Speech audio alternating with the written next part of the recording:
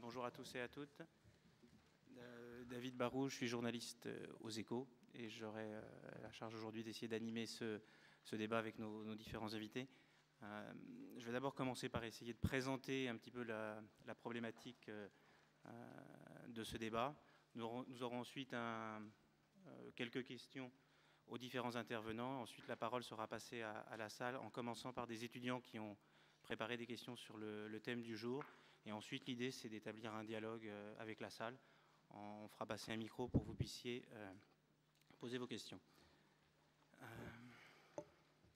La question de cette table ronde, c'est comment et qu'allons-nous consommer demain ? La question a toujours été pertinente et elle est, je crois, aujourd'hui encore plus d'actualité. Nous sommes à une heure de remise en cause de nombreuses certitudes.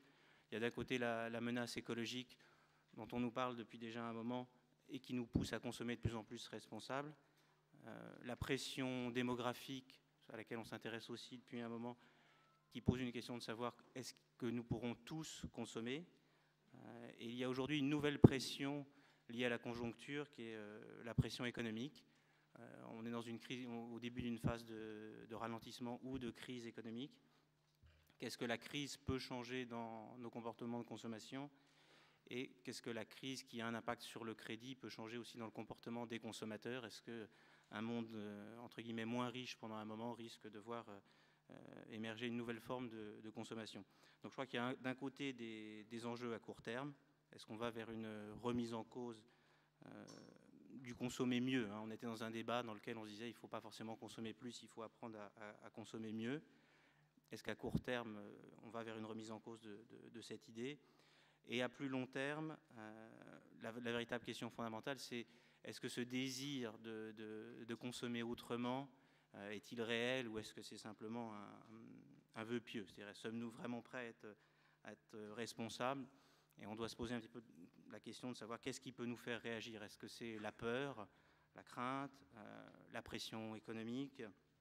Ou est-ce que finalement, le choix n'est pas véritablement de notre côté, mais c'est le progrès qui nous permettra de consommer autrement. Alors, bien sûr, je n'ai pas les réponses à ces questions, mais pour essayer d'avancer dans cette réponse, on a réuni plusieurs experts qui ont chacun un profil très intéressant pour essayer de mieux comprendre cette problématique. Alors, à ma droite, Mick Bremans, qui est directeur général d'une société qui s'appelle EcoVert. Il vous en dira quelques mots. C'est une société qui tente de prouver que le changement peut commencer au niveau des produits. À ma gauche, Elisabeth Laville, qui a créé il y a plus de 10 ans maintenant une société qui a pour fonction qui s'appelle Utopie, qui a pour fonction d'aider les entreprises, d'accompagner les entreprises dans ce changement. Au départ, des entreprises comme EcoVert qui ont mis le changement au cœur de leur ADN et d'autres aujourd'hui qui sont des entreprises qui étaient nées bien avant et qui aujourd'hui veulent intégrer ce changement. Enfin, le professeur Mafessoli, qui est professeur à la Sorbonne, directeur du Centre d'études sur l'actuel et le quotidien. Et enfin, Mercedes Herra, qui devait être là aujourd'hui, s'est excusé, ce qui nous permettra de dire du mal de la publicité sans que les acteurs de la publicité puissent se défendre. On va commencer rapidement. Je vais commencer d'abord en posant une première question à Mick sur le thème. Excusez-moi.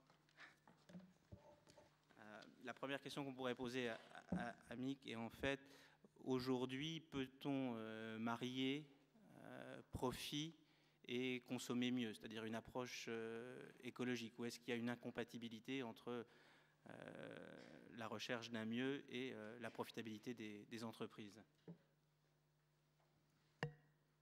Merci beaucoup et bonjour. Oui, je crois qu'on peut marier des avantages économiques avec une approche écologique ou durable. EcoVert est fabricant de lessive et de produits de nettoyage écologiques. On est sur le marché depuis 28 ans maintenant et même si on a connu des années difficiles au début de l'entreprise, au début de nos activités, et on a certainement encore connu un nombre de défis dans l'évolution de l'entreprise depuis maintenant une bonne dizaine d'années. On est une entreprise en pleine croissance, en pleine évolution, où on essaie de marier en fait les aspects d'une gestion durable dans toutes les activités de l'entreprise. pas uniquement dans les produits mêmes, mais dans la production, l'administration, la logistique, le marketing. On essaie de faire tout d'une façon durable, et depuis une bonne dizaine d'années maintenant, on est une entreprise qui réalise non seulement un bon chiffre d'affaires, mais aussi des bénéfices réels.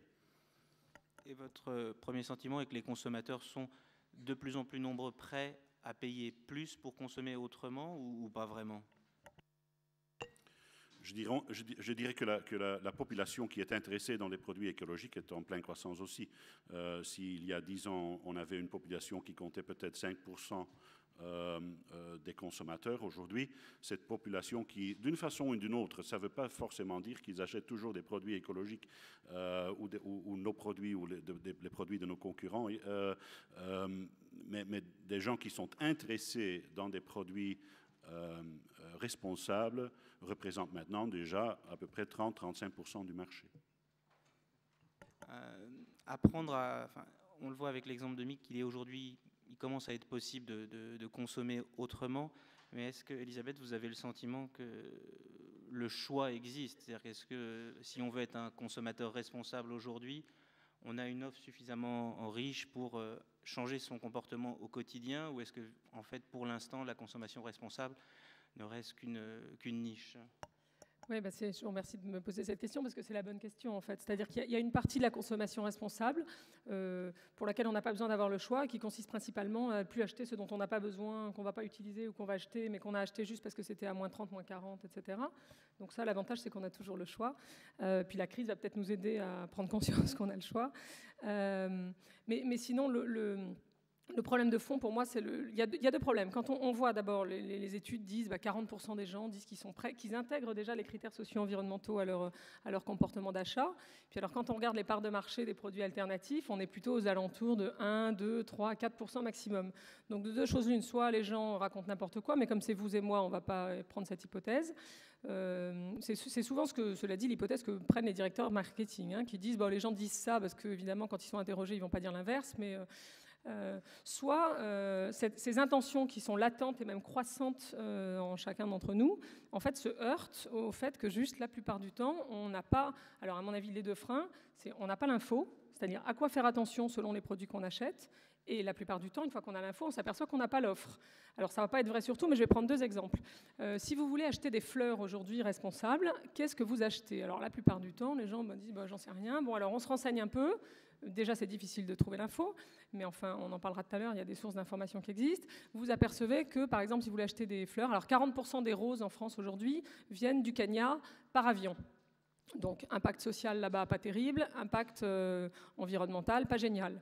D'où viennent les autres 60%? De Hollande, où elles sont cultivées sous des serres, chauffées, éclairées 24 heures sur 24, 7 jours sur 7. Et ça vient par camion, ce qui fait que l'impact environnemental est kiff-kiff, même pire en fait pour les roses de Hollande.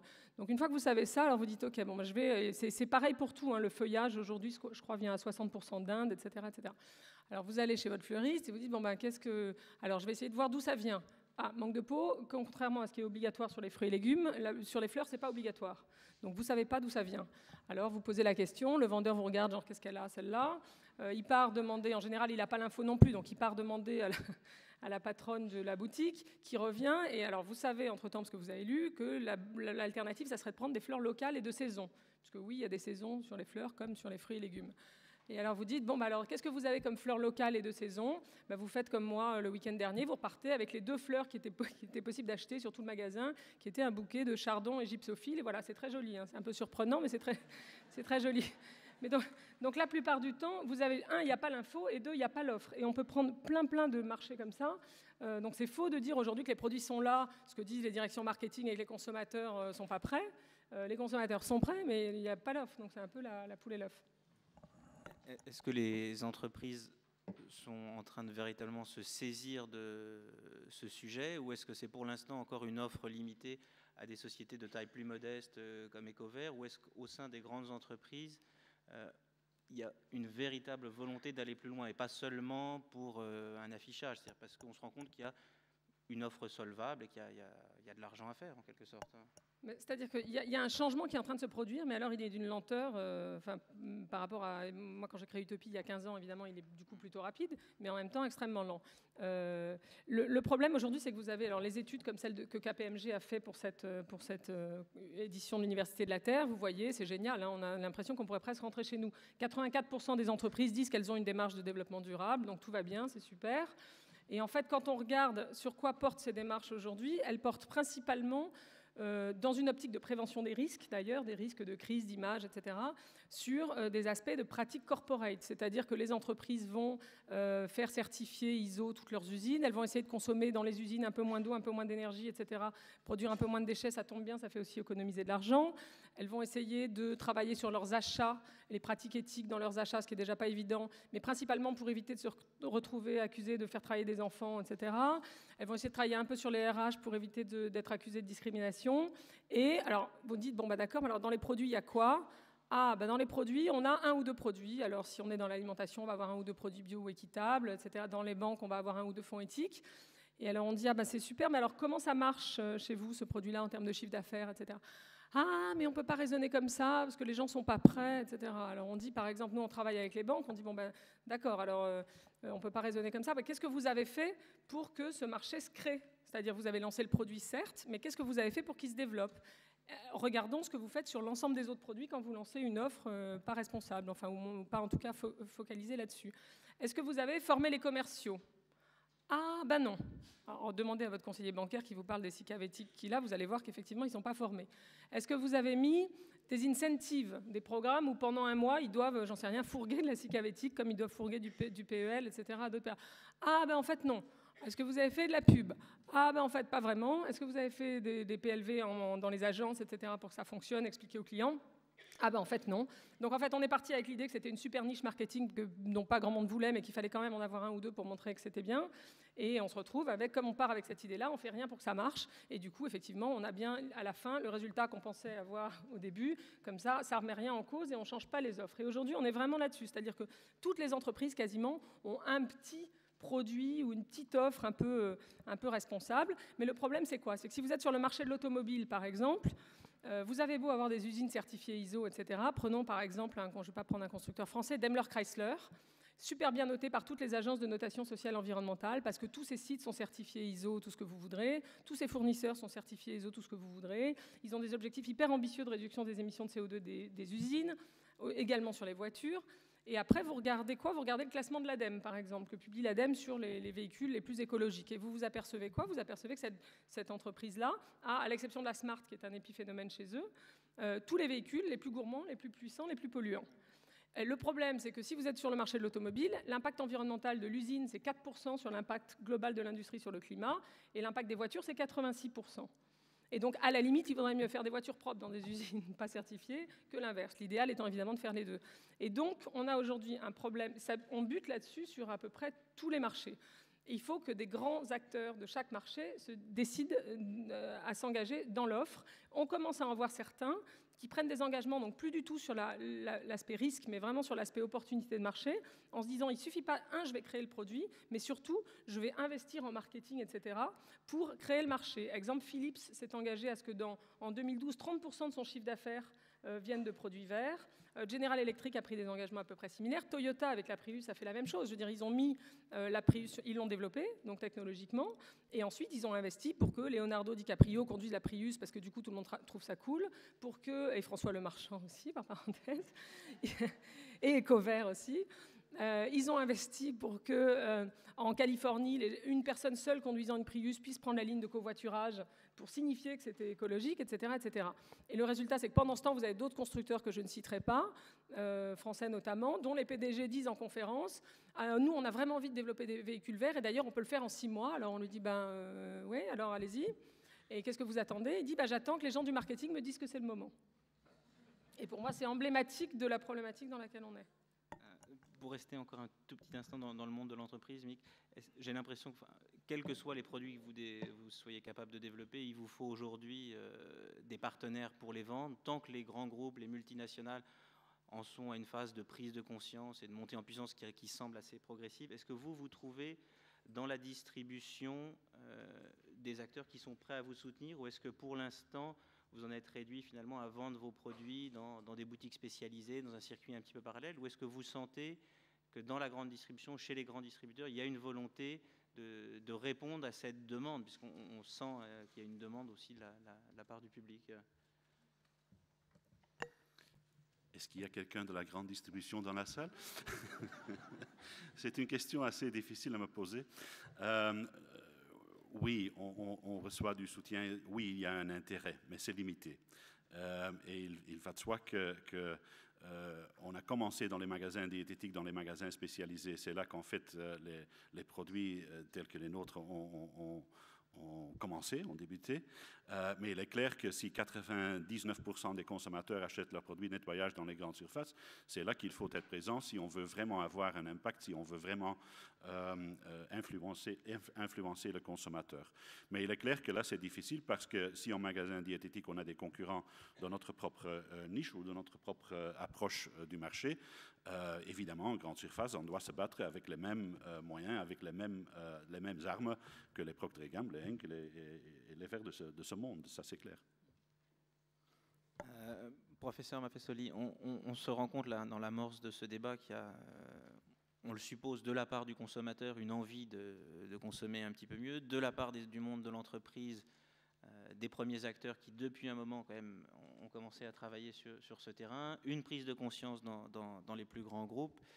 Mais est-ce qu'en fait, tout ça ne peut pas véritablement prendre son essor tant que le consommateur lui-même aura véritablement changé et qu'il soit prêt à passer d'un monde dans lequel la consommation est tirée par le quantitatif à un monde dans lequel la consommation serait tirée par le qualitatif? C'est-à-dire, est-ce que la prise de conscience est pour l'instant assez forte au niveau du citoyen? Sommes-nous déjà véritablement responsables ou finalement nous sommes encore très loin de l'être selon vous, hein?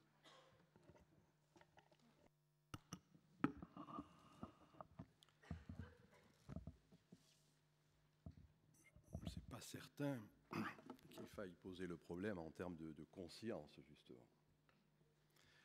Je pense qu'il faut prendre un peu de recul pour se rendre compte qu'il y a, et c'est important de le dire, même pour le débat que nous avons ici, et d'ailleurs dans le cadre général de ce qui se passe dans cette université, il y a un vrai changement de paradigme qui est en jeu. Certains sociologues, moi je suis de ceux-là, essaient depuis de longues années de rendre attentif au fait qu'il y a un mouvement de fond qui est en train de se faire, un imaginaire qui est en train de changer, dans le vrai sens du mot, c'est-à-dire que dans le fond, il n'y a plus cette conception que nous avons héritée de la grande tradition cartésienne qui fait que l'homme est maître et possesseur de la nature. Et il faut donc être attentif à ce changement d'imaginaire. Le problème, c'est que quand cela se fait, ça se produit, je dirais, en termes de contamination, d'épidémiologie.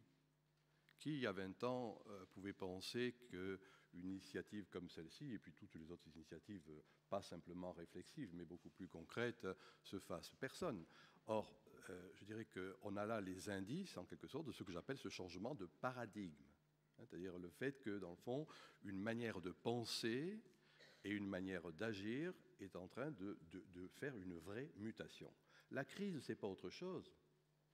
C'est quand à un certain moment, on n'a plus conscience de ce que l'on est, et dès lors, on n'a plus confiance dans ce que l'on est.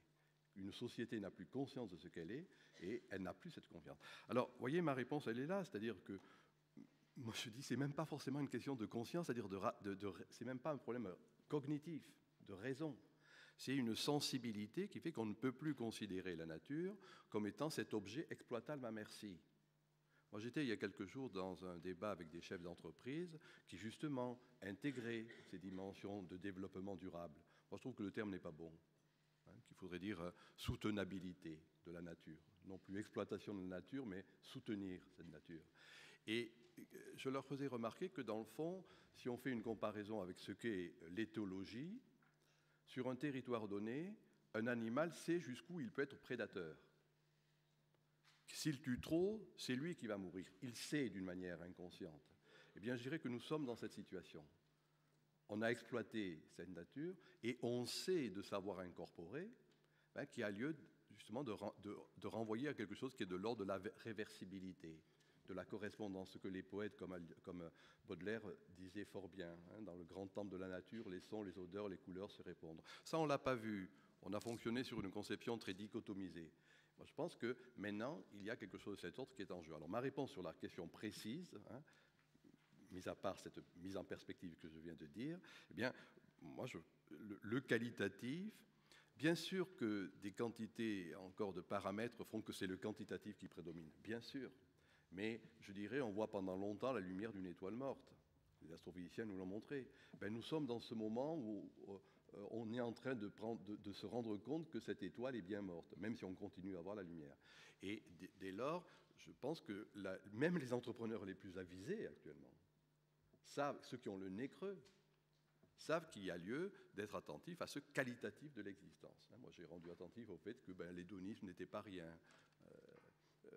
Mettre l'accent sur cette qualité de vie sous ces diverses modulations, c'est quelque chose qu'on a connu avant la modernité et qui peut-être va être une caractéristique de la postmodernité. Et c'est dans cette perspective-là qu'il faut reposer alors là la question de la consommation.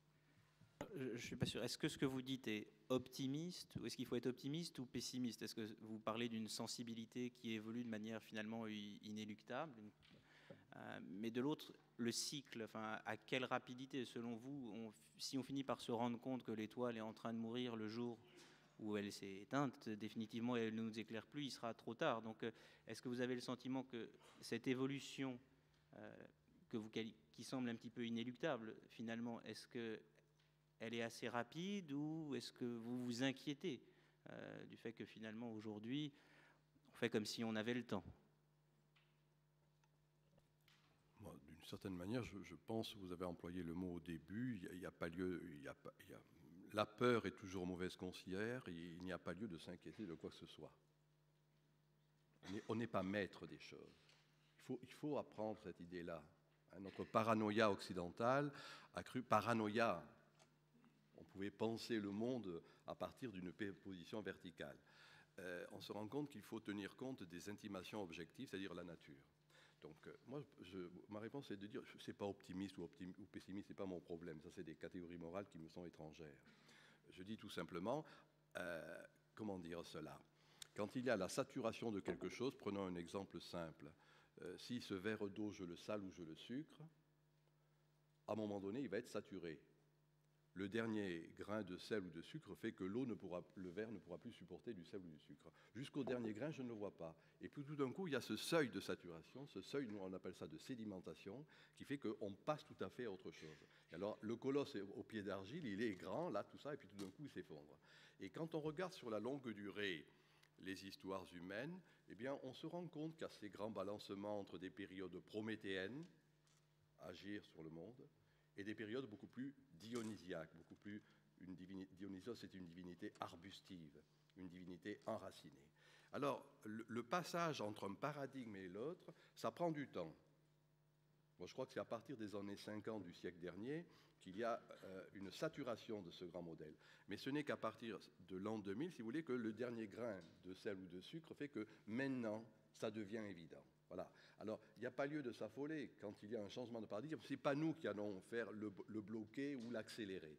Là-dessus, moi, je suis assez déterminé sur ces grands changements-là. Mais on peut éventuellement accompagner, et je crois que, puisque vous avez employé le mot prise de conscience, je redis, moi, le fait que cette sensibilité écologique, c'est-à-dire faire attention à l'oikos, à la maison commune, là, maintenant, ça devient quelque chose qui a contaminé de plus en plus. Alors cela se verra, à mon sens, aussi dans le choix des consommateurs. C'est-à-dire qu'on avait le marketing pensé à partir du modèle qui était le nôtre, la verticalité.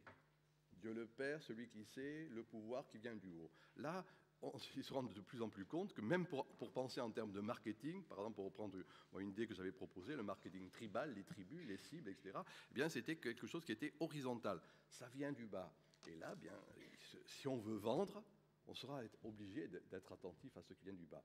Je redis, ce qui vient du bas est de plus en plus contaminé, je fais exprès d'employer ce mot, par une sensibilité écologique. Elisabeth, on voit bien aujourd'hui qu'on est dans une période de crise.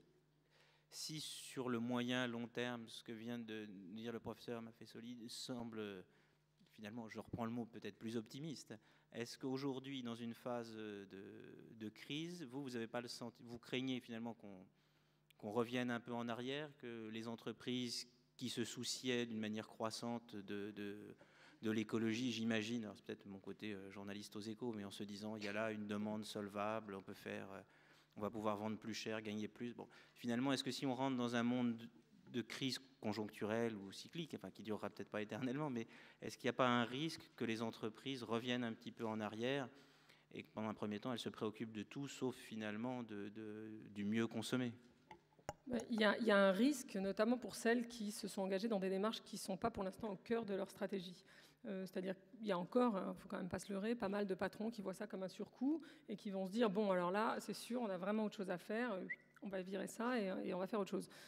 C'est une erreur, à mon avis. Pourquoi ? Parce que le premier point, c'est que si on regarde la crise, alors il y a moult interprétations possibles de la crise en cours, mais enfin, quand même, si on regarde comment ça s'est passé au départ parce que des banques ont prêté de l'argent à des gens à qui, si elles avaient exercé leur responsabilité sociale et environnementale, notamment sociale de banque, elles n'auraient pas prêté parce qu'ils étaient déjà en difficulté financière et qu'elles avaient un risque de surendettement et que vous savez que les banques les plus responsables font attention à ne pas surendetter leurs clients. Juste, elles se sont dit, bon, c'est pas grave, au pire, ils pourront pas payer, on récupérera les maisons, comme le prix de l'immobilier augmente, on s'y retrouvera toujours. Là-dessus, donc premier point, donc c'est une carence de responsabilité sociale qui fait qu'on a ces subprimes. Deuxième point, qu'est-ce qui se passe ? D'autres banques rachètent ces crédits en se disant on va faire des profits, etc., sans regarder ce qu'elles rachètent, c'est-à-dire sans regarder le lien entre le crédit qu'elles rachètent et l'impact social, en l'occurrence, que ça peut avoir. Donc on est quand même dans une crise qui est liée à une carence de responsabilité sociale. Et à mon avis, on ne peut que s'en sortir en remettant de la responsabilité au cœur des stratégies. Ça, c'est le premier point. Le deuxième point, c'est que du point de vue du consommateur, j'étais frappée, je lisais la semaine dernière un dossier que Le Point a fait sur le guide de la vie moins chère, genre avec la crise, etc., comment on va s'en sortir. Et finalement, moi, je trouvais que c'était plutôt une très bonne chose parce que l'essentiel des recettes, entre guillemets, qu'ils donnaient pour faire face à la vie moins chère me paraissait aussi, aurait pu figurer dans un dossier sur la vie plus écologique. Il disait quoi ? Bon, déjà, moi, je considère que le baril plus cher, c'est une excellente chose. Et qu'il est redescendu, mais que ceux qui sont contents qu'il soit redescendu ne se réjouissent pas trop, il va remonter. Donc c'est une excellente chose. Et du coup, par contre, qu'est-ce qu'on voit ? C'est que du coup, la crise fait que les gens vont déployer des efforts colossaux pour dépenser moins. Et qu'est-ce qu'on évoquait dans ce numéro du Point ? Il disait, on voit un nombre croissant de consommateurs retrouver le sens de la seconde main, aller acheter leur mobilier dans des brocantes, etc., essayer d'acheter des produits d'occasion sur un certain nombre de produits où ça a du sens. On voit le retour de la réparation, c'est-à-dire des produits durables et réparables, et non pas durée de vie super courte et jetable. On voit l'arrivée de la location sur un certain nombre de sujets. Donc, il parlait du Vélib, il parlait de l'autopartage, du covoiturage, il parlait même, je ne sais pas si c'est très responsable, mais enfin d'une société qui fait de la location courte durée de sacs à main de luxe. En disant finalement, à quoi ça sert d'acheter un sac à main, je sais pas quoi, 100 000 €, il donnait des prix délirants. Si on en a besoin en fait une fois par an pour le mariage de la petite cousine, autant le louer. Bon, voilà. Il parlait de l'achat direct des produits agroalimentaires chez les producteurs type AMAP, etc., en disant les gens retrouvent la qualité, retrouvent des prix raisonnables et une garantie quand même sur ce qu'ils consomment. Il y a un point qui n'était pas évoqué dans le dossier du Point sur la vie moins chère qui me paraît important aussi, c'est la lutte contre le gaspillage. Vous savez qu'aujourd'hui, par exemple, dans le domaine alimentaire, 1/3 de la nourriture produite en Europe est jetée sans être consommée. Je veux dire, si on ne la produit pas, 1/3 quand même. Si on la Alors, il n'y a que l'Angleterre pour l'instant qui a l'air de mener une campagne des pouvoirs publics sur ce sujet-là, parce que si on ne la produit pas, ça fait autant de ressources en amont d'ingrédients de pesticides, etc., et de terres agricoles qu'on va pouvoir consacrer à autre chose, de transport qu'on va pouvoir consacrer à autre chose, ou en tout cas qui pèseront plus sur la planète, etc., etc. Et encore une fois, même si effectivement il y a aussi, il ne faut pas se leurrer, un effet de la crise qui va être qu'on va se jeter sur le moins cher, les coupons, etc., le low cost et autres. Moi, je considère que d'une certaine façon, là-dessus, les entreprises disent « Ah oui, mais regardez, les gens, ils cherchent le moins cher. » Mais je veux dire, c'est les entreprises qui ont poussé les consommateurs à ça. Je veux dire, ce sont les entreprises qui ont fait la guerre du moins cher, les coupons, les rabais, les machins, les soldes où le produit est vendu du jour au lendemain le tiers du prix, etc., etc. Et les braderies et autres. Enfin bon, donc on a finalement, moi je pense qu'on a les clients qu'on mérite, quoi. Et que quand on dit les clients ne sont pas prêts à, ou ils se comportent comme ceci, comme cela, il faut essayer de regarder, en tout cas, nous c'est le travail qu'on fait avec les entreprises qu'on accompagne, essayer de regarder en quoi ce que fait l'entreprise et les signaux qu'elle émet contribuent à ça. Professeur, depuis tout à l'heure, j'ai l'impression, est-ce qu'on parle du monde ou est-ce qu'on parle finalement juste de notre monde, qui est le monde occidental et riche, ou est-ce que la sensibilité qu'on voit évoluer, est-ce que c'est selon vous quelque chose qui touche tout le monde, qui doit juste nous toucher, ou est-ce que finalement c'est juste un problème on se pose des problèmes de riches, et c'est à partir du moment où pour nous la consommation est souvent un luxe plus qu'une nécessité, on se pose ces questions-là, ou est-ce que vous avez le sentiment que ce que vous décriviez finalement est un phénomène global et que des pays plus pauvres aujourd'hui auront cette sensibilité plus rapidement acquerront cette sensibilité en même temps que nous, plus rapidement que nous, ou qu'il y aura un décalage en quelque sorte?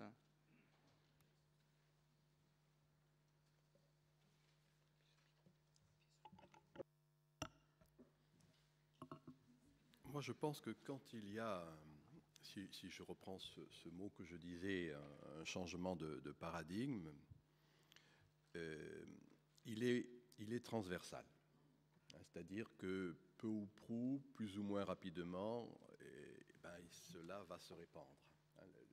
L'image qui est donnée à cet égard n'est pas inintéressante, l'ère du temps. Et nombre de penseurs, je pense bien sûr à des philosophes comme Hegel, ont rendu attentif au fait que quand il y avait un air du temps, cette ère du temps, ça faisait que de toute façon tout le monde, à plus ou moins brève échéance, en était imprégné en termes vraiment de climatologie. Quand il y a un nuage radioactif, ce n'est pas une frontière qui va l'arrêter. De la même manière, si je fais image, quand il y a cette ère du temps, ce n'est pas les frontières qui vont l'arrêter. Alors cela dit, bien sûr qu'une fois qu'on repère une constante anthropologique, vous avez bien compris que pour moi cette sensibilité c'est maintenant une constante anthropologique, cette constante va avoir des modalités ou des modulations suivant les pays.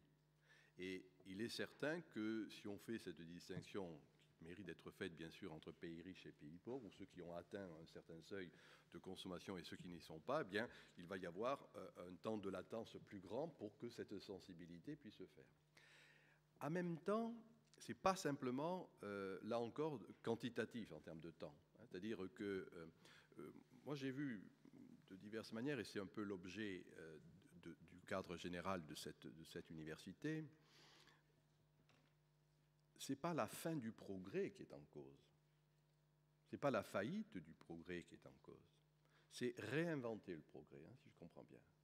Ça veut dire qu'on peut envisager le progrès d'une autre manière, qui ne soit pas simplement linéaire, qui, encore une fois, ne respecte pas, ainsi que je le disais tout à l'heure, cette nature considérée comme étant un objet mort et inerte. Mais je pense qu'il ne faut pas tomber dans ce travers de considérer qu'il n'y aura pas de progrès. Parce que dès lors, les pays pauvres peuvent, à juste titre, nous dire « ben oui, mais vous avez atteint ce niveau, nous ne l'avons pas atteint ». C'est plutôt voir de quelle manière il faut compléter ce qui était la spécificité du progrès par des caractéristiques qui sont des caractéristiques locales. Je prends un exemple simple. On peut imaginer que, moi je connais bien l'Amérique latine, voir comment tout à la fois on puisse intégrer le développement technologique et des valeurs traditionnelles. Moi j'ai donné une définition de la postmodernité en gestation en disant c'est la synergie de l'archaïque et du développement technologique. Synergie, démultiplication des effets, archaïque, ce qui est fondamental, et développement technologique, Internet. En la matière, si je prends une métaphore, ce serait la synergie entre la tribu et Internet. Qu'est-ce que c'est que la tribu ? C'est le fait qu'il puisse y avoir des solidarités de base, des formes de générosité qui ne sont plus verticales, qui n'étaient plus celles de l'État-providence, celles qui venaient d'en haut à partir d'une raison bien rationnelle, etc., mais qui mettaient en jeu des sentiments, quelque chose d'un sentiment d'appartenance, des choses de cet ordre.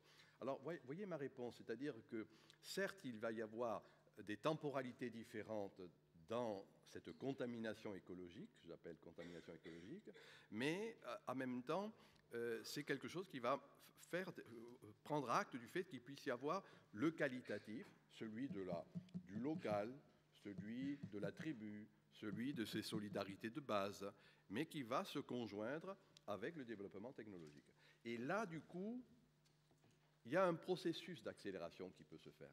C'est-à-dire qu'il ne faudra pas attendre forcément que les pays dits sous-développés ou en voie de développement suivent le même stade qui ont été ceux des pays développés.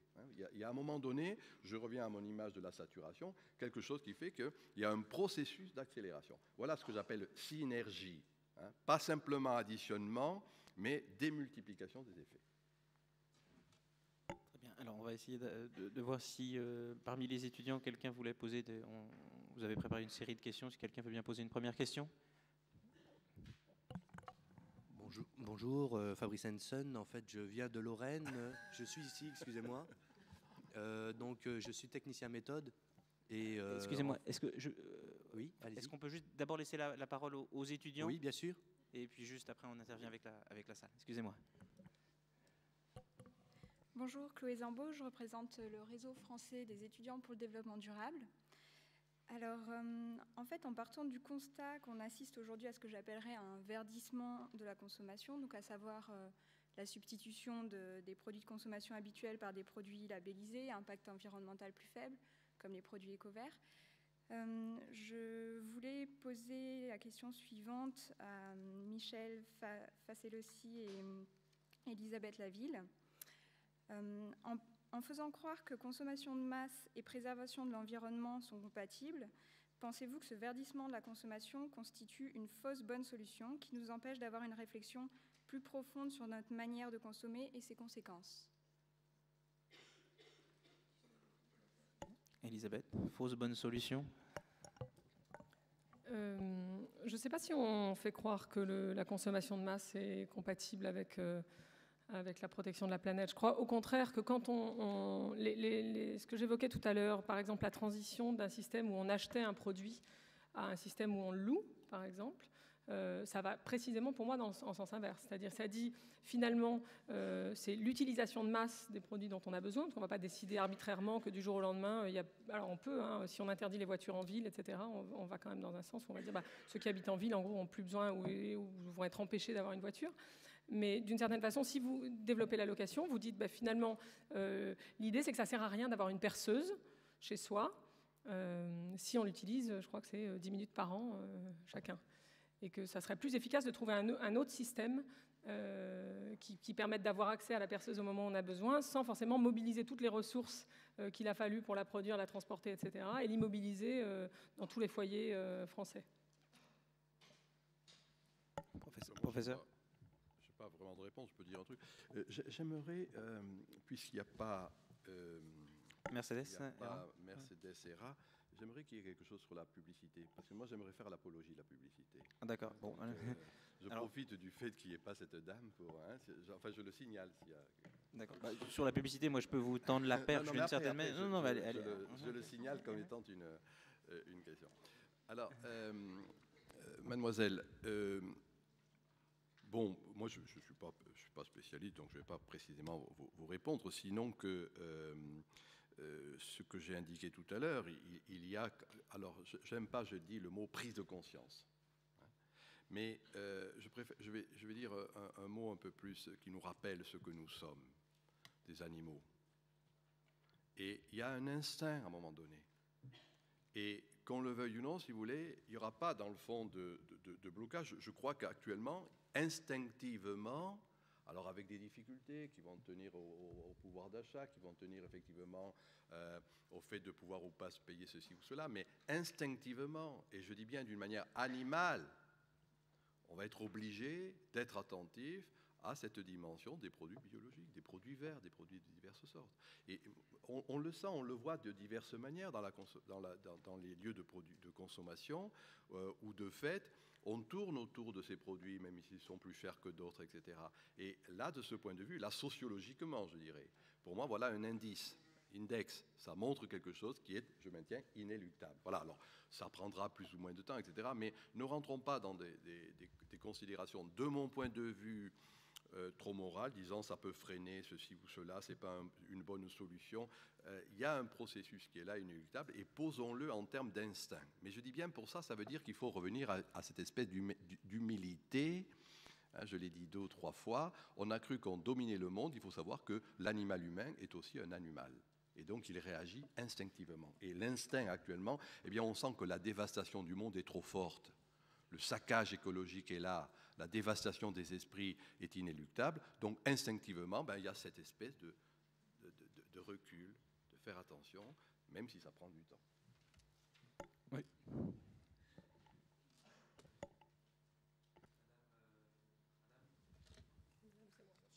Il y en a qu'une, la pauvre. Bonjour, madame, messieurs.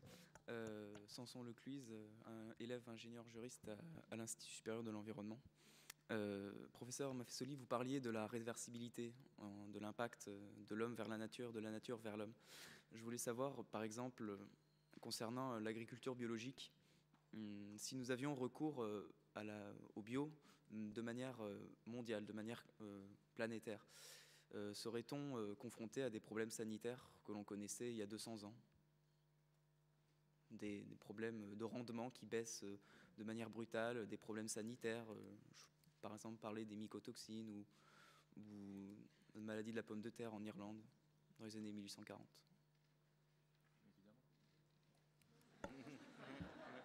Alors, une manière peut-être de reformuler la question, c'est de savoir si finalement, est-ce qu'en voulant revenir à des méthodes anciennes, finalement, est-ce qu'on risque pas est-ce que renoncer à du progrès et donc finalement remettre en cause certains acquis Est-ce qu'avoir recours au bio de manière plus importante, ce serait renoncer à la sécurité alimentaire ? Moi, je ne suis pas expert de l'agriculture et un petit peu plus de l'alimentation, mais et à peine. Mais quand même, il y a un point sur lequel je voudrais insister, c'est que les seuls clients, moi, que j'entends dire ça, c'est ceux qui ne veulent pas y aller. Donc, du coup, comme on est quand même très loin de la situation que vous décrivez, c'est un euphémisme, ça me paraît quand même valoir le coup d'y aller un peu plus pour voir ce qui se passe, si vous voulez. Parce qu'en l'état actuel, si on dit « Ah oui, mais ça va être pire », alors dans les cosmétiques, vous en avez plein. Moi, j'ai des clients dans le cosmétique qui disent « Oh là là là là, le bio, pas de conservateur, vous imaginez même pas, ils me sortent un communiqué de presse d'une clinique en Espagne où je sais pas quoi, un bébé a été intoxiqué soi-disant par un produit bio sans conservateur. Donc, du coup, on n'y va pas parce que, vous voyez, il y a plus de risques. » Ok, mais juste... Enfin, qui d'autre est mieux placé qu'eux pour trouver les solutions à ça ? À mon avis, personne. Et donc, s'ils n'y vont pas, on est juste là en disant « Bah non, désolé, mais regardez, ça va être pire. » Et on n'avance pas. Donc, je crois que c'est pas... moi, j'ai un doute là-dessus. C'est-à-dire, aujourd'hui, les experts du bio vous disent « Mais si, bien sûr que ça va être possible. » Et en plus, si on change nos modes de consommation, c'est-à-dire notamment en mangeant moins de viande, du coup, il n'y aura même plus le problème, on pourra nourrir tout le monde, etc., avec une agriculture bio, sans que ça pose de problème. Enfin, je sais pas, moi, je mange bio tout le temps, j'ai pas l'impression d'avoir été contaminée, mais peut-être à mon insu. Et je pense vraiment, enfin, il faut se méfier de ces arguments-là, parce que moi, je les entends, je ne vous connais pas, mais donc, à part vous, systématiquement, de la bouche d'entreprises qui ne veulent pas y aller.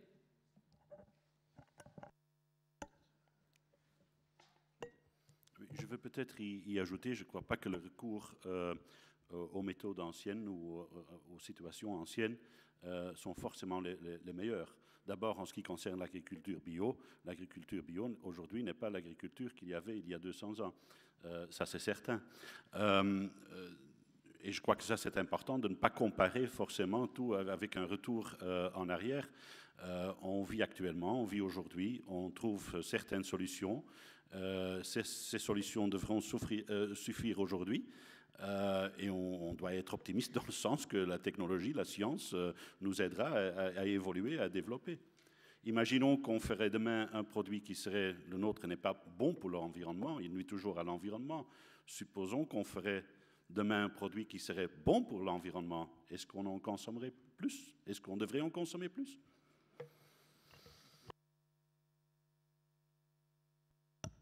Cher monsieur, par rapport à ce que vous indiquiez, non, mais juste une petite image. Dans le fond, on avait une conception qui était très linéaire. C'était ça le progrès. Si on n'était pas progressiste, il y avait le cercle, c'est-à-dire on était réactionnaire. Pourquoi ne peut-on pas imaginer la spirale? dire à la fois la reprise d'un certain nombre de choses et le développement technologique. Et le fait qu'à bien des égards, ce n'est pas l'agriculture de papa qu'on fait, mais quelque chose qui, je dis bien en termes de spirale, va intégrer les acquis à la fois de ce que fut le développement scientifique, indéniable, qu'il n'est pas sain et totalement naïf de croire qu'on peut dépasser, et en même temps revenir à des choses qui sont fondamentales. Donc la spirale plutôt que et le cercle et la linéarité. Madame. Bonjour, je suis Christelle Chanteloup, étudiante en management du développement durable à HEC. Alors justement, j'avais une question concernant le marketing et la publicité. Ces deux outils, donc le marketing et la publicité, qui tendent à favoriser la surconsommation, apparaissent à l'opposé du concept de durabilité. Donc, du coup, quelle place accorder au marketing dans la consommation durable et quelle serait votre définition d'un marketing et d'une publicité durable? Mick, peut-être vous pouvez nous dire rapidement comment est-ce que vous communiquez? Est-ce que la publicité est pour vous, on accuse souvent la publicité, est-ce que c'est plutôt, vous avez réussi à en faire un atout? Quel est votre mode de communication finalement? Nos budgets ne suffisent pas pour faire de la publicité, alors on doit faire recours forcément à d'autres moyens. Mais je ne crois pas que c'est trop un problème non plus, dans le sens où on essaie plutôt de faire de la publicité, on essaie d'informer le consommateur sur les valeurs, les avantages que nous croyons que notre produit a envers d'autres produits sur le marché. C'est une démarche évidente parce que si on ne ferait pas de marketing, si on ne ferait pas de publicité, il n'y aurait personne qui achèterait notre produit, il n'y aurait pas d'intérêt dans notre produit. Alors, quel serait le bénéfice pour l'environnement finalement si personne n'achète notre produit? Bon, on n'est qu'une nuisance pour l'environnement. Pour moi, le marketing, c'est important, mais c'est comme dans tous les domaines d'activité de nos pensées aujourd'hui. Quel genre de marketing, quelle responsabilité dans le marketing, quelle attitude est-ce qu'on va prendre dans le marketing pour mettre des produits sur le marché? Parce que le marketing, ce n'est pas uniquement de la publicité, c'est le positionnement du produit sur le marché, c'est le niveau de prix sur le marché. Et je crois que là, il y a quand même des choses qui devront changer ou qui vont changer. Certainement en Belgique maintenant, bon, on était 10 millions de citoyens. Aujourd'hui, j'ai l'impression qu'on est 10 millions de banquiers. Parce qu'on parle de rien d'autre. Là, bon, les produits bancaires qui ont été utilisés, qui ont été mis par des services marketing sur le marché, je crois qu'on doit vraiment réfléchir est-ce que c'était des produits responsables, est-ce que c'est des produits qui fonctionnent dans une économie durable, je dirais. Je ne crois pas. Professeur, vous vouliez intervenir sur ce point d'une façon plus positive, enfin positive d'après ce que j'ai cru comprendre. Oui, parce que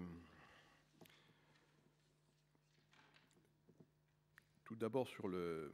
Moi, je vous rends attentif, je l'ai dit 2 ou 3 fois depuis tout à l'heure, je le redis parce qu'il faut marteler ces choses simples.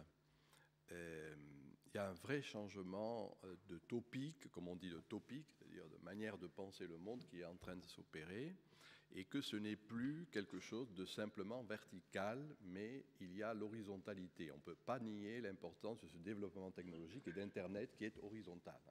Diffusion des rumeurs, tout ça pour le meilleur et pour le pire, d'ailleurs. Mais ça veut dire que le grand schéma qui était le nôtre, même, dans lequel on a, je dirais, sucé avec le lait maternel, qu'on a intégré sans bien y faire attention, notre cerveau reptilien, c'était vertical. Il y avait un savoir qui venait d'en haut, il y a un pouvoir qui venait d'en haut, et tout ça, ça descendait. Alors, ça peut être le savoir religieux, ça peut être le savoir politique, ça peut être le fait de faire consommer, d'imposer ceci, etc., etc. Bien. Moi, je crois que là, il y a un vrai changement qui est en train de s'opérer. Et que ça, bien sûr, ça continue d'exister, cette verticalité. Il ne faut pas être naïf, j'ai bien dit depuis tout à l'heure. Mais soyons attentifs au fait qu'il y a, je redis, contamination horizontale. Bien. Alors, dans cette perspective, les plus astucieux marketing, enfin là, moi, ce n'est pas ma spécialité, il faudrait des écoles de commerce, mais enfin, se rendent bien compte qu'il y a des cibles. Certains ont même repris ma métaphore de marketing tribal. C'est-à-dire qu'il y a des tribus, il n'y a plus des grandes sociétés massives, mais vous allez avoir des diverses tribus, diverses communautés, etc. Et donc, vous voyez, c'est cela qui va se poser. Mais ces tribus ne vont pas réagir comme ça, simplement, comme pouvait réagir une classe sociale, des catégories socio-professionnelles. C'était ça notre instrument. Soit c'était des classes, soit des fameuses catégories socio-professionnelles. Reposant sur quoi? Sur le fait qu'il y avait une identité stable et que donc ces identités contractaient avec d'autres identités, si j'étais marxiste pour faire des classes, si j'étais fonctionnaliste pour faire des catégories socio-professionnelles. Là, l'idée de tribu, ça veut dire que dans le fond, il y a des processus qui vont être des effets impulses. Tout d'un coup, telle petite tribu, en fonction du sentiment d'appartenance, va avoir telle envie, etc. Et donc, dans ce cas, et la production et la consommation va être obligée d'intégrer ce changement, cette réversibilité. Vous voyez, voilà ma première réponse. C'est-à-dire qu'on peut continuer, pour partie ça se fait, de faire du marketing à partir des grands ensembles, je veux dire des sociétés, des catégories socio-professionnelles, etc. Mais là encore, moi je pense qu'il y a ce vrai changement d'inversion de polarité qui est en train de se faire, premièrement. Deuxièmement, et lié avec ça, il y a eu toujours dans cette tradition qui est la nôtre, alors je dis tradition qui est la nôtre, cette tradition judéo-chrétienne, occidentale, moderne, enfin peu importe les termes, ce qui a fait la civilisation occidentale, c'était une peur de l'image. On a dit, en termes un peu plus soutenus, que c'était une civilisation iconoclaste, qui cassait l'image. Pourquoi ? Parce que ce qui prévalait, c'était une conception cognitive purement rationnelle. Et on voit sur la longue durée, sur 2000 ans de temps, comment il y a, dans le fond, une méfiance vis-à-vis de cette image. C'est pas bien. Encore dans ma jeunesse, on ne parlait pas de publicité, on parlait de la réclame, mais avec une connotation qui était bien évidemment une connotation péjorative. Bien. Or, qu'on le veuille ou non, là encore, ce n'est pas un problème d'optimisme, pessimisme, moral ou autre, cette image que l'on avait cassée revient en force. La publicité est un des éléments. Les jeux vidéo, la télévision, etc. Il y a une espèce de rébellion de l'image sous ses diverses formes. Ne me faites pas dire ce que je ne veux pas dire. J'ai dit toujours pour le meilleur et pour le pire. Après, on se dépatouille avec ça. Mais c'est là. Bon, il faut en tenir compte. Un point, c'est tout. Et dès lors, il faut voir de quelle manière on peut considérer la publicité. Moi, pour moi, c'est la mythologie de l'époque. C'est-à-dire que je ne suis même pas sûr que, véritablement, elle serve à faire vendre un produit. Par contre, ça va raconter des petites histoires, comme la mythologie. Et vous voyez des petites histoires qui se racontent. Or, je ne sais pas si vous avez été attentif. Dans ces petites histoires qui se racontent, il y a des quantités de paramètres, on pourrait dire écolos, qui viennent. Le retour de ces vieilles choses, l'air, la terre, le feu, ces grands archétypes-là qui étaient dans le fond quelque chose qui se retrouvait dans les mythologies anciennes. C'est pour ça que je dis que c'est la mythologie de l'époque. Eh bien, subrepticement, vous les voyez revenir. Alors là, en tant que voyeur, moi, ça m'intéresse. D'ailleurs, je vois là encore des indices intéressants de ce retour de ces choses, que je dis bien, je fais exprès de dire de ces choses qu'on avait oubliées. Voilà, donc arrêtons de stigmatiser ou de valoriser à outrance la publicité. Vous voyez, ce n'est pas mon propos, mais de dire, là encore, même cette publicité, dès le moment où elle s'adresse à ces tribus, mon raisonnement est le suivant. Il y a cette fragmentation, il y a ces tribus, eh bien, ces tribus ont besoin de se raconter des petites histoires. Et parmi ces petites histoires, je ne dis pas que ce soit les seules. Parmi ces petites histoires, il y a la publicité. Pour celle que j'en connais, moi, en France, je la trouve fort belle, par ailleurs. Je ne regarde pas souvent la télévision qui m'ennuie beaucoup. Par contre, j'aime beaucoup regarder la publicité. Elisabeth, pour poursuivre sur ce point d'une publicité qui évoluerait de façon ou subie ou peut-être choisie, est-ce qu'il n'y a quand même pas aujourd'hui une bonne dose d'hypocrisie dans la manière dont la publicité aujourd'hui s'est projetée dans ce débat ? Certes, alors je regrette doublement l'absence de Mercedes. D'abord parce que c'était la seule tribune où on était deux femmes, donc je trouvais ça super. J'étais extrêmement fière, et puis du coup, voilà. Et puis du coup, c'est vrai que pour parler de la publicité, ça aurait été mieux qu'elle soit là. Ce que je crois quand même, pour répondre à la question qui a été posée, j'ai dit tout à l'heure que le premier frein à la consommation responsable, tel que les consommateurs, c'est-à-dire vous et moi, le vivent, c'est le manque d'information. Alors l'information, on en discutait en préparant cette table ronde, David disait « Ah oui, mais quand même, ça serait bien que ça soit le rôle des médias ». Donc c'est le rôle des médias, certes, mais c'est aussi pour moi le rôle du marketing et de la publicité, que donner de l'information.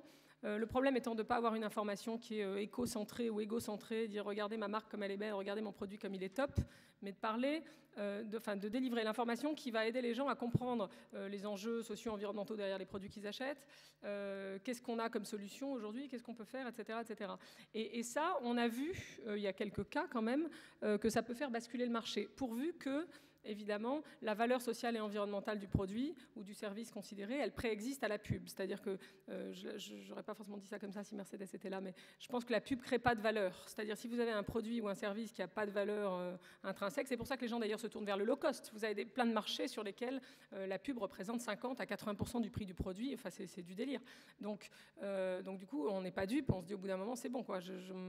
Alors, Michel Maffesoli qui regarde la publicité aura peut-être envie de payer pour, mais moi qui la regarde pas, j'ai pas envie de payer pour, et du coup, je vais plutôt aller acheter un produit, enfin brader, etc., etc. Donc ça, c'est le premier point. Le deuxième point, c'est que on a vu des cas quand même.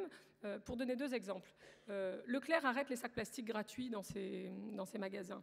Il arrête les sacs plastiques. Il faut bien. Alors, à l'époque, certains me disaient « Oui, mais bon, j'étais intervenu dans une conférence de l'industrie du plastique. Ouais, il fait ça parce qu'il fait des économies. » Tant mieux. Le truc, c'est que la plupart des économies, il les a mis dans des pubs et des brochures et de l'animation pour expliquer aux consommateurs qu'il fallait absolument que lui aussi joue le jeu, parce que sinon, si ça foirait, son initiative, et du coup, ça foirait, quoi. Donc, il a mis de la pub là-dedans pour dire aux gens « On n'a pas envie de voir notre nom partout, en 4x3 ». Quelques années après, il a dit aux plutôt leaders d'opinion dans la presse « Mais regardez, ça marche », donc en signant une exception qui devrait être la règle, ce qui est une façon subtile de faire du lobbying. Et le résultat, c'est qu'en 2005, les députés français ont voté une loi qui interdit les sacs plastiques gratuits à horizon 2010 sur le territoire français. Body Shop a fait la même chose avec les tests sur animaux. Ils avaient les produits non testés, et en même temps, ils investissaient beaucoup, alors pas en publicité, mais dans tout autre moyen de diffuser de l'information, plutôt horizontaux du coup, des brochures, Internet, etc., pour expliquer que les tests sur animaux, non seulement c'était cruel, mais qu'en plus c'était inutile. Pourvu qu'on ne cherche pas la molécule miracle en disant ça va vous enlever 10 ans, parce que ça, d'accord, c'est pas possible. Mais enfin, si vous vous abstrayez de cette contrainte, vous pouvez très bien dire on n'a pas besoin des tests, il y a d'autres méthodes alternatives, etc. aujourd'hui pour les remplacer. Donc pour finir là-dessus, je pense que le marketing et la pub durable, responsable, quelle que soit la façon dont on les appelle, c'est un marketing ou une pub qui limite leurs impacts négatifs. Impact négatif de la pub du marketing, ça va être on véhicule des stéréotypes sur, j'en sais rien, la femme au foyer, Babette, je la passe, je la fouette, je passe à la casserole, hein, par exemple. On en voit plein. La surconsommation de certains produits. Par exemple, c'est rigolo, Cadbury, qui fait des barres chocolatées, avait fait il y a quelques années en Angleterre une campagne avec le soutien du ministère de la Jeunesse et des Sports. On leur disait, j'imagine, dans les groupes conso, ah oui, c'est pas terrible, les barres chocolatées, ça rend les enfants obèses. Ils ont dit, ok, on va faire une promo, on va faire gagner, si les enfants découpent des points sur les barres chocolatées, ils pourront offrir des équipements de sport à leurs écoles. Comme ça, génial, ils font du sport. Manque de peau, The Guardian a calculé qu'il fallait qu'un enfant ait acheté 3000 barres chocolatées pour pouvoir offrir un panneau de basket à son école, et qu'il fallait ensuite qu'il joue au basket 90 heures de suite, ce qui fait qu'il avait des chances d'y rester au passage, et que donc c'était en vérité complètement irresponsable. Résultat, ils ont dû suspendre la campagne, etc. Il y a quelques années, même chose. Kia, qui est un constructeur coréen, faisait une pub en Angleterre, d'ailleurs sur un véhicule pas particulièrement écologique, où il disait « Si vous achetez la voiture, on vous offre le vélo ». Et la pub disait quoi ? Elle disait « De toute façon, pour les longs trajets, prenez la voiture, et pour les courts trajets, vous avez tout intérêt à prendre le vélo, parce que c'est sur les courts trajets qu'il y a le plus de consommation de carburant, c'est sur les courts trajets qu'il y a le plus d'émissions de CO2, et c'est sur les courts trajets qu'il y a le plus d'accidents. » Bon, au même moment, un constructeur français, que je ne citerai pas, mais qui est le même que celui de tout à l'heure, je ne le cite pas, faisait une campagne qui offrait, en même temps que vous achetez la voiture, 50 000 km de carburant gratuit. Et du coup, ils avaient 3 pubs où ils disaient puisqu'on vous offre le carburant, vous pouvez bien prendre votre voiture pour les trajets les plus crétins. Donc il y en avait une où le type sortait sa poubelle avec la voiture, où il allait promener son chien, et une où il allait emprunter du lait à sa voisine. Évidemment, Roselyne Bachelot, qui à l'époque était à l'environnement, a appelé Schweitzer en lui disant ça ne va pas du tout être possible. Et je signale que ce constructeur venait d'avoir le prix du meilleur rapport de développement durable attribué par l'ordre des experts comptables. Pour bien montrer ce que je disais tout à l'heure, c'est-à-dire que l'approche corporate n'a rien à voir avec le fait d'intégrer ça dans la pub et le marketing. Donc, un, limiter ses impacts négatifs, et deux, utiliser la publicité et l'écho formidable qu'elle a comme une force de changement positif pour essayer de faire basculer la consommation de tous les moyens et les comportements par tous les moyens qu'on a vers quelque chose qui est de l'ordre de ce qu'on veut voir advenir. Quelque chose.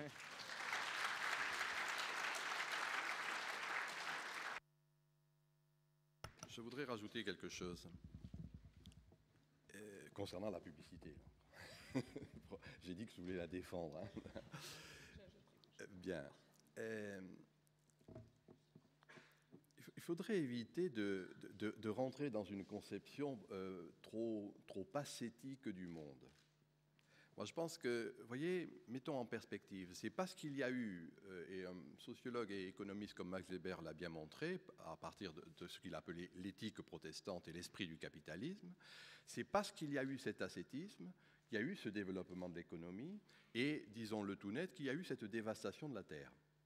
Et dans le fond, le paradoxe, c'est que cette conception ascétique était une conception schizophrénique, une partie, etc. Ce pour dire que, dans le fond, le plaisir d'être est une des caractéristiques de l'espèce humaine. Et il faut laisser ce plaisir d'être s'exprimer. Dans toute société, il y a eu nécessité de perte, de dépenses, de luxe. Vous savez ce que ça veut dire, le mot luxe? On croit que ça renvoie à la luxure. L'étymologie, c'est ce qui est luxé, la luxation, c'est-à-dire ce qui n'est pas fonctionnel. Un membre luxé, c'est quelque chose qui n'est pas fonctionnel. Donc il y a toujours nécessité de la non-fonctionnalité du luxe. Et vous voyez, la publicité pour moi, c'est ce luxe de l'époque. C'est-à-dire quelque chose qui, à l'encontre de ce que croient ceux qui payent la publicité, tant pis pour eux, croient que ça va être utile. En fait, ce n'est pas forcément utile, c'est une dépense, dans le sens qu'au moment, au Quattrocento, tel banquier faisait telle dépense somptuaire de divers ordres. Là, c'est une dépense somptuaire, c'est de l'argent jeté par la fenêtre, et c'est très bien. Parce que ça permet justement de restaurer ce que j'appelle ce côté du bien-être aussi, beaucoup plus global. Alors, moi, je ne veux pas nier tout ce qui vient d'être dit, et c'est juste. Mais je rends attentif au fait que ne rentrons pas dans une conception trop moraliste, parce que c'est justement cette conception ascétique et moraliste qui aboutit au résultat que l'on sait dans le capitalisme. D'accord. Elisabeth, juste une remarque très courte et après on reprend peut-être juste un point, je suis d'accord évidemment, et le fait est quand même que, puisqu'on parle de dépenses, il faut quand même se rendre compte de quoi on parle. C'est-à-dire qu'on parle aujourd'hui, le budget publicitaire mondial, de 500 milliards de dollars, d'accord ? Donc pour avoir une comparaison, le plan de sauvetage des banques là aux États-Unis, le plan Paulson, si on additionne tous les petits tronçons, là, ils vont arriver à 700 milliards. Le budget qu'il faudrait pour nourrir la planète aujourd'hui, c'est 80 milliards. D'accord ? Donc sur le budget publicitaire, on est à peu près à 6 fois plus. C'est évidemment, ça serait réducteur de dire, c'est simple, on n'a qu'à prendre 80 milliards, faire 80 milliards de pub, hop, et on aurait... Bon. Cela dit, ça veut dire quoi ? Ça veut dire, vous imaginez la puissance de ce truc-là, la puissance qu'on a derrière la publicité. Et moi, ce que je dis juste, c'est j'adore les pubs humoristiques sympas et rigolotes, mais juste qu'on peut faire de l'humoristique, du sympa, du rigolo et même du branché avec des choses qui en plus ont une valeur sociale, environnementale et qui vont contribuer à rendre branché, amusant, sympathique et désirable le monde dont on parle.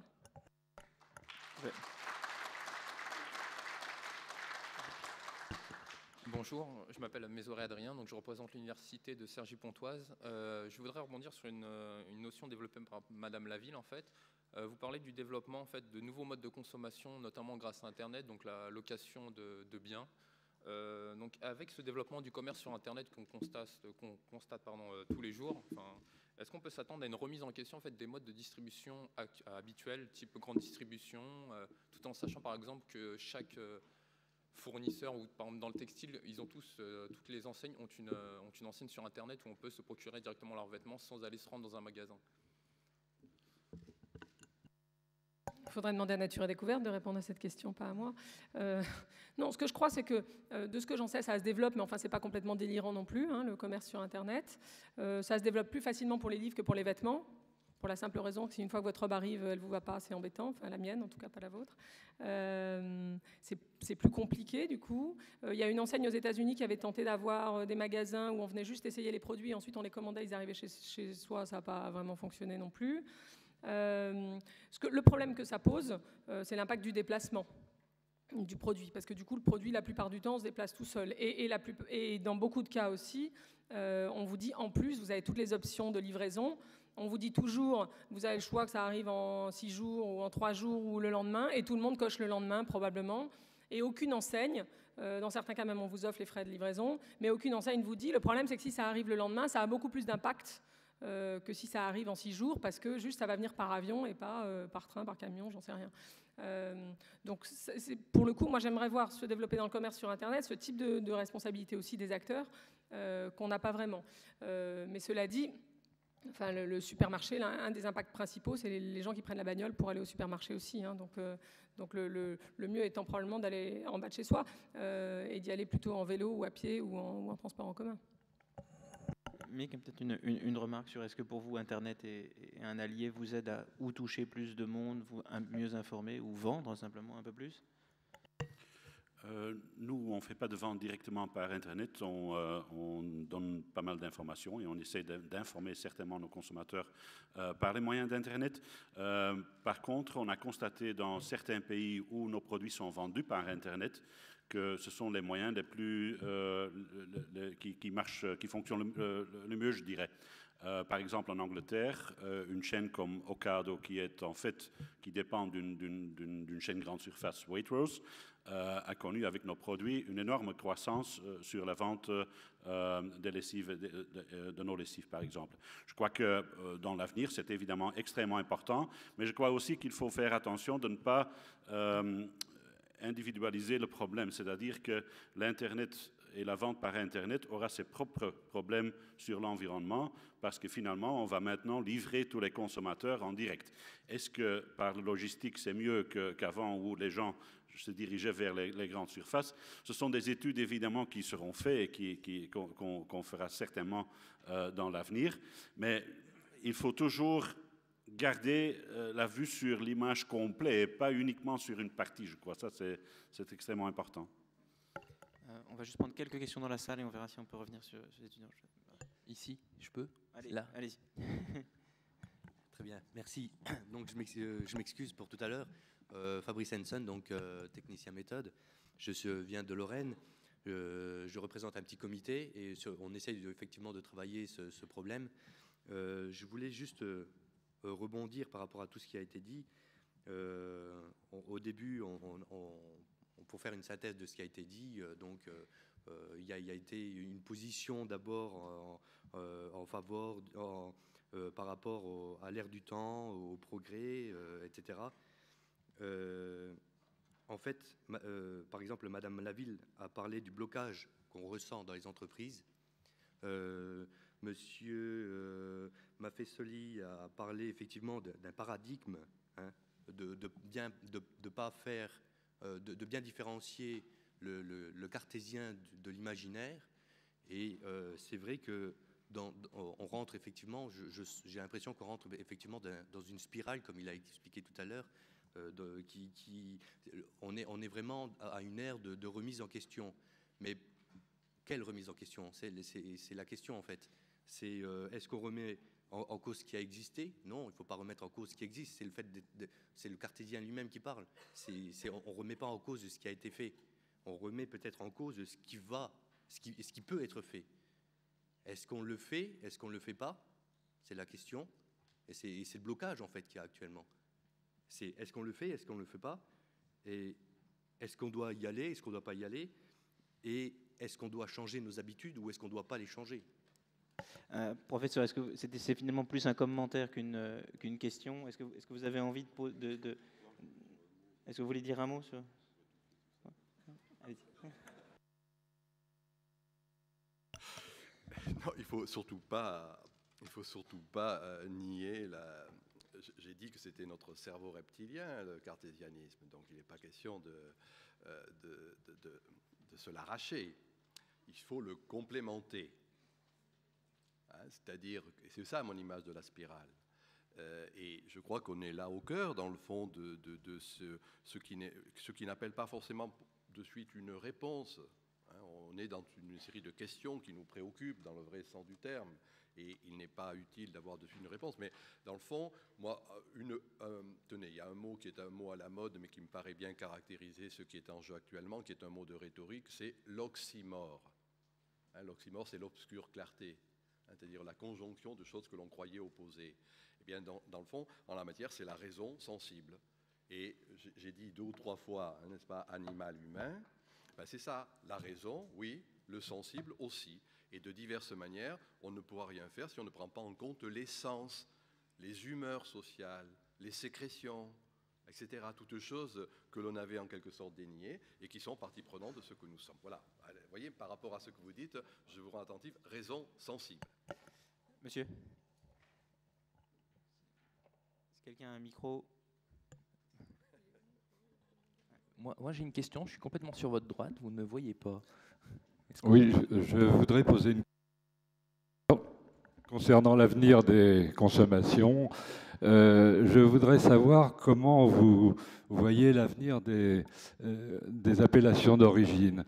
C'est un concept qui relie à la fois, je dirais, le plaisir de consommer responsable. Est-ce que, par le biais des cahiers des charges, je pense par exemple au fromage de Beaufort, je serai très bref, grâce à ce type de fromage, quand je le consomme, je sais que je défends l'occupation d'un territoire. Éloignez un peu le micro. Voilà. Pardon, excusez-moi. Je sais que lorsque je le consomme, ce Beaufort, le cahier des charges qui l'accompagne a fait en sorte que la montagne du Beaufort n'est pas qu'une montagne de forêt, c'est aussi une montagne pâturée pour une bonne part, qui est tout à fait autre et heureusement autre, etc. Donc le produit, c'est un produit, mais c'est aussi une histoire, c'est aussi un paysage, etc. Est-ce que ces valeurs-là, qui aujourd'hui, les AOC ne représentent que 12% de la consommation, je parle du Beaufort, j'aurais pu parler des fromages de Normandie, etc. Peu importe. Disons que ce sont autour d'une table, autour d'un plateau de fromage, ce sont des alibis pour parler d'autre chose que du produit, de tout ce qui l'entoure, l'histoire, le sentiment, les relations, etc. Donc, Madame Laville, justement sur ce point, finalement, ça pose la question du est-ce qu'on peut être suffisamment informé, que ce soit AOC ou autre chose, est-ce qu'on a les moyens de s'informer sur l'histoire d'un produit ou son impact environnemental, en fait. Il y a 2 points. Sur les AOC, vous avez raison. Moi, j'ai lu néanmoins des choses qui disaient que ça s'était un peu développé dans tous azimuts et que ça finissait par plus vouloir dire grand-chose, mais dans certains cas. Néanmoins, pour ce qui est de l'alimentation, il est clair que l'histoire du produit, ce qu'on a comme savoir sur le produit, l'AOC c'est une réponse à ça, lui donne sa saveur, quoi. Les deux sont quand même vraiment liés, évidemment en sachant que les cahiers des charges, sauf erreur de ma part, des AOC, sauf certaines qui décident de faire évoluer le cahier des charges, n'intègrent pas de critères environnementaux particuliers. Je sais qu'il y a des AOC en Provence, sur le vin notamment, où toute l'AOC a décidé de passer en bio. Mais c'est un exemple et à mon avis c'est pas le cas. Donc c'est vrai que les labels, plus généralement, c'est une façon d'éviter de se prendre la tête des heures devant un rayon, en sachant que tous les labels se valent pas, que la chose à éviter c'est plutôt les labels autoproclamés. J'en donnerai pas d'exemple parce que celui qui me vient en tête c'est encore le constructeur que j'ai cité tout à l'heure. Donc non mais non allez. J'ai dit de Renault ? Bon alors j'ai dit Renault. Bon. Ah, j'ai dit Schweitzer, exact, c'était un indice. Donc, non, mais par exemple, quand Renault lance Eco2, c'est bien. En même temps, sur une partie des critères d'Eco2, donc c'est quoi il y a 3 critères. Hein, la voiture vient d'une usine certifiée ISO 14000, bon, c'est bien. En même temps, en Europe, c'est pas non plus délirant comme bonne pratique. Elle émet moins de 140 grammes de CO2 au kilomètre. En même temps, Renault vient de lancer un 4x4 qui est à 191. Hein, donc ils communiquent beaucoup sur Eco2, mais juste, moi j'ai du mal à voir parfois la cohérence. Et l'autre chose, c'est la recyclabilité du véhicule. Ça, de toute façon, c'est la directive européenne. Donc lancer des véhicules Eco2, donc quand ils ont lancé ça l'an dernier, tout le monde leur a dit, bah, attendez, c'est bien de lancer des véhicules Eco2 en Europe, mais juste, c'est quasiment ce que vous devriez faire de toute façon, et ce que vous faites déjà. Puis en plus, ça ajoute à la confusion, parce que du coup, tous les constructeurs, ils vendent leur Blue Lion, Blue, ce que vous voulez, on ne comprend plus rien. D'autant plus, ce n'est pas les mêmes critères derrière. Évidemment, ce qui est beaucoup plus intéressant, c'est qu'en même temps qu'ils lançaient Eco2 en France, ils lançaient la Logan dans les pays du Sud, et que les Logan, elles n'étaient pas Eco2. Bon, alors entre-temps, comme il y a eu quand même cette critique qui a été faite, j'ai vu qu'au Salon de l'Auto, là, ils avaient annoncé qu'il y aurait quand même des Logan Eco2, qui ne sont pas forcément celles qui vont se vendre le plus ou qui seront le plus mises en avant, mais peu importe. Donc, sur les labels, éviter les labels autoproclamés, et essayer d'opter, enfin on les connaît, mais pour les labels qu'on connaît, qui sont certifiés par des tiers indépendants, je veux dire l'écolabel européen, quand il y en a, c'est déjà bien, le logo AB, etc. Et puis le label Max Havelaar et autres, qui jusqu'à nouvel ordre n'a pas de concurrence sérieuse à mon sens. Après, si vous voulez, le problème de fond, c'est qu'il va falloir, c'est notre boulot à chacun de prendre en main notre information sur le sujet. Et je veux dire, alors on peut dire oui, mais les marques doivent le faire, les médias doivent le faire. Si ces sujets sont importants pour vous, pour moi, pour nous, c'est à chacun de prendre en main son information sur le sujet. Il y a de plus en plus de sites internet qui existent. Nous, on en a créé un avec l'ADEME l'an dernier qui s'appelle mescoursespourlaplanète.com avec le soutien d'un certain nombre d'entreprises. Il y a de plus en plus... Donc, il faut regarder, nous, ce qu'on a fait sur le site. On a dit, on va prendre par produit. Alors, les diamants, le gin, les tomates, les crevettes. Qu'est-ce qu'on a à dire sur les impacts socio-environnementaux de ces produits-là ? qu'est-ce qu'il y a comme alternative, comme label, etc. Et qu'est-ce qu'on peut faire chacun à notre niveau. Et si on ne fait pas ce boulot-là de prendre en main notre information sur le sujet, on ne peut pas attendre. Vous savez, il y a un proverbe chinois qui dit le fruit mûr tombe, mais il ne tombe pas dans la bouche. Donc on ne peut pas attendre là qu'on nous donne et l'information et les produits, etc. etc. C'est aussi à nous. J'ai dit beaucoup que les entreprises ne faisaient pas assez d'intégration de ces questions-là à leur offre, mais je veux dire, c'est aussi à nous, en tant que consommateurs, de leur mettre la pression pour qu'elles le fassent. Mick, vous vouliez rebondir sur ce point ? Oui, je voudrais ajouter, je suis tout à fait d'accord avec Elisabeth, mais quand même sur les labels, par exemple, le label européen, sur les lessives, les produits de nettoyage, par exemple, je trouve qu'il faudrait avoir une action ensemble des consommateurs, des autorités et des industriels éventuellement. Parce qu'aujourd'hui, c'est un label qui est complètement géré et décidé par les industries en fait, et on a constaté déjà dans le passé que de bonnes initiatives étaient finalement avaient disparu complètement parce que la force et le pouvoir de lobbying de l'industrie avait joué là-dessus. Je vais vous donner un exemple. Certains produits qui sont écolabellisés en Angleterre ne seraient pas permis en vente en France. Je ne comprends pas comment les autorités, ensemble avec des groupes de consommateurs, pourraient venir à un tel résultat. Mademoiselle, au fond. Bonjour, je m'appelle Julie Lannes. J'ai fait une thèse qui serait... Oui, je suis désolée, je suis derrière la caméra. Qui serait une agence éthique en publicité. Serait-ce un concept d'avenir mieux adapté au marketing ?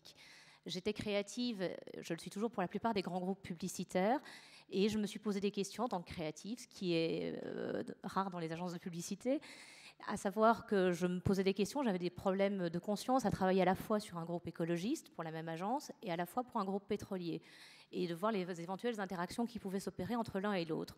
Et donc j'ai été, bien que je sois créative, faire une thèse pour l'ESSEC sur base d'une centaine d'entretiens dans le monde entier, où j'ai interviewé tous les grands patrons d'agences de publicité et tous les grands acteurs du monde éthique. Donc j'ai 2-3 conclusions que je peux vous donner, outre une question, qui sont que les ventes de produits éthiques depuis 2006, selon les chiffres du Wall Street Journal, sont passées devant les ventes de produits d'alcool et de cigarettes, ce qui représente les plus grandes ventes au niveau mondial, ce qui montre qu'il y a un réel marché, que ce n'est pas un marché de niche et qu'on a raison d'aller là-dedans. Quant à est-ce que le consommateur est prêt ou pas, c'est ce que j'ai également développé dans ma thèse. Le consommateur est prêt, ceux qui ne sont pas prêts, ce sont visiblement les industriels. J'en veux pour preuve Bolloré qui a voulu lancer sa voiture électrique, qui n'a trouvé aucun constructeur français susceptible de la vendre. Idem, un ingénieur en France qui a trouvé un moteur à hydrogène et qui n'a trouvé personne à part Tata pour lancer sa voiture. Voilà, donc moi c'est une question que je me pose. Monsieur, vous parliez des produits au niveau lessivier. La Chine vient de lancer, il y a plusieurs mois maintenant, une machine à laver sur le principe de la ionisation qui n'utilise plus aucun produit lessivier. Elle fait un tabac en Chine, ça commence à être lancé en France. Évidemment, il y a les gros problèmes des lobbies ici. Donc, ma question était pour Madame Laville et pour Monsieur Bremans, à savoir, pensez-vous qu'avec le Grenelle de l'environnement, ça puisse avoir un impact pour pousser les industriels à passer à l'action et à mettre tout simplement des voitures électriques sur le marché, à mettre des machines à laver moins polluantes, etc. Bref, à pousser. Les consommateurs sont prêts, le problème, ce sont les produits qui manquent sur le marché. Elisabeth, vous avez déjà en fait abordé ce point. Est-ce que brièvement vous essayez de répondre à cette question sur Oui, je suis ô combien d'accord, puisque ça rejoint ce que je disais tout à l'heure, mais ce que je pense, c'est que le Grenelle va jouer, au moins dans un sens. Jean-Louis Borloo donnait hier l'exemple de ce que le bonus-malus a déclenché sur le marché automobile. Alors évidemment, les chagrins du ministre du Budget disent « Ah oui, mais ça a coûté des sous ». Ben oui, ça va coûter des sous, mais c'est pas grave. Il y a plein d'autres choses qui coûtent des sous et qui n'amènent pas... Enfin, je veux dire, l'État a un budget, c'est aussi fait pour ça. Je ne vois pas pourquoi la condition serait que ça doit être équilibré, mais enfin, ça, c'est un autre sujet. Si je peux me permettre, le salon de l'automobile, beaucoup de consommateurs sont venus en demandant quand est-ce que des véhicules électriques allaient enfin être lancés sur le marché. Ils ne donnent pas de date pour la bonne et simple raison qu'ils ont, comme on le sait tous, des stocks à écouler de voitures normalement polluantes. Le V1 aux États-Unis, qui était un grand succès, qui était une voiture électrique, a été purement et simplement retiré du marché, tout simplement pour favoriser les autres véhicules. Donc, est-ce que vous pensez qu'il y a une réelle volonté qui va se mettre en place, les consommateurs étant prêts? Est-ce qu'on va réellement pouvoir les pousser au progrès? Je vais me faire le défenseur de l'industrie automobile. Il faut bien voir que dans la pratique, aujourd'hui, tout le monde rêve de rouler en voiture électrique. Est-ce que tout le monde est prêt à payer 10 fois plus cher sa voiture aujourd'hui, même si sur le long terme, on peut faire des économies? Est-ce qu'il y a... C'est une question d'offre et de demande, c'est un faux problème. S'il y a une forte demande, qu'il y a un grand nombre d'achats, ça baisse les prix, vous le savez comme moi, donc c'est un faux problème. Mais... Enfin, sur le bonus, Jean-Louis Borloo en a parlé hier, les industriels étaient contre, disaient ça ne va rien changer du tout. Et maintenant, le journaliste qui animait le débat hier avec Jean-Louis Borloo disait « Ah, mais maintenant les industriels disent « Ah, merci Jean-Louis Borloo de nous avoir aidés ». Enfin, franchement, c'est du pipeau. Le fond du fond, c'est qu'ils n'ont pas envie d'y aller parce que ça change des habitudes, des technologies, etc. Qu'en plus, ils se sont fait damer le pion par Toyota, donc il faut ramer beaucoup pour expliquer qu'en fait, oui, mais nous, on attendait de pouvoir lancer un hybride diesel. C'est vraiment ce que je disais tout à l'heure, c'est-à-dire pour moi, le fond du fond de tout ça, c'est de lancer le produit, c'est-à-dire de développer les technologies nécessaires, et ensuite d'avoir le courage de dire on va créer le marché plutôt qu'attendre qu'il apparaisse tout seul. Maintenant, nous, en tant que consommateurs, encore une fois, je veux dire, il n'y a qu'à plus acheter les autres voitures, hein, ou acheter les plus petites, etc. Enfin, c'est assez simple. Non, mais effectivement, on a un pouvoir, on a une carte de vote, c'est la carte de crédit, et effectivement, on a un pouvoir sur le marché. Il y a aujourd'hui des voitures électriques ou des petites voitures, on le voit à Paris, hein, les gens achètent des voitures plus petites, donc il y a une demande qui commence à émerger. Hein,